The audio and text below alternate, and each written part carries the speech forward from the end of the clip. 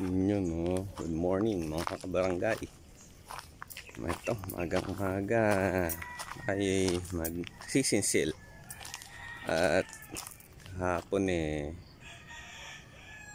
yung garipo na kinakabitan ng hose ay nasira. Nabagsakan ng mahogany. Dahil kahapon paputol tayo ng mahogany dito paghahanda dito sa paggagawa kong bahay ng mga native chicken. Ito, lalagyan ko to ng net, paikutan ko para dito na lang sila. Sayang naman kasi kubo, diba? Pwede nilang gawing bahay yan, mga native chicken ang ilalagay ko. Ayan, dito nakapwesto yung mahogany. Yan yung mga pinagputulan kasi ito yung mga kahoy na nakuha ko.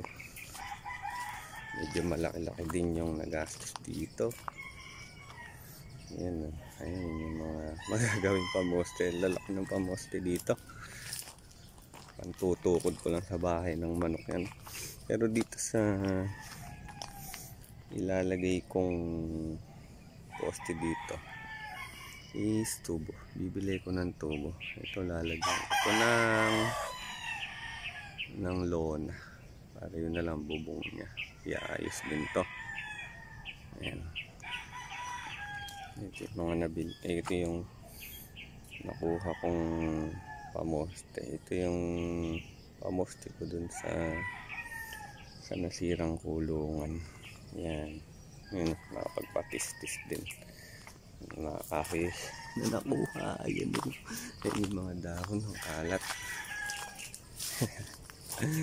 Ayan. O, diba? O, ha? Dami, no? Ayun po, tatlo pang natira.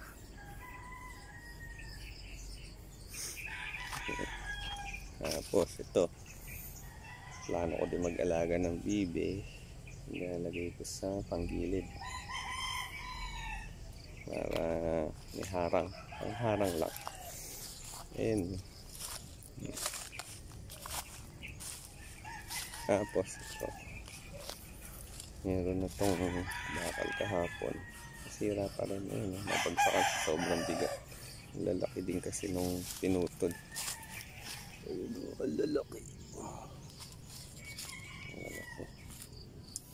Ito isisinsilid ko. Yun.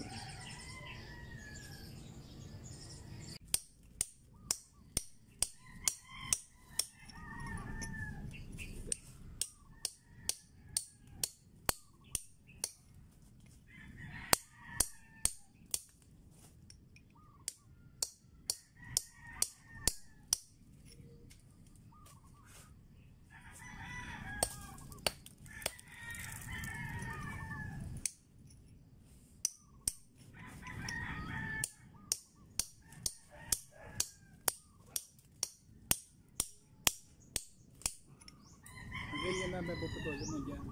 Ganito dapat yan.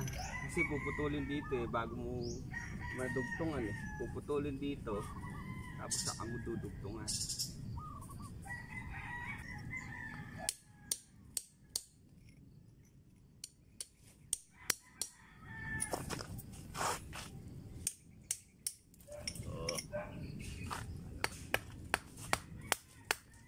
Yun, no? Sinasabi ko.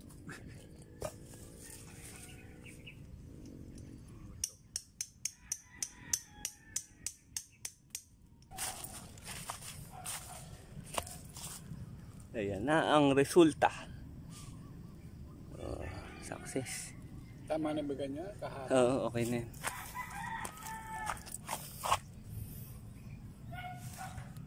Kahit di sanay mag-construction, nadali din, nadaan sa tiyaga.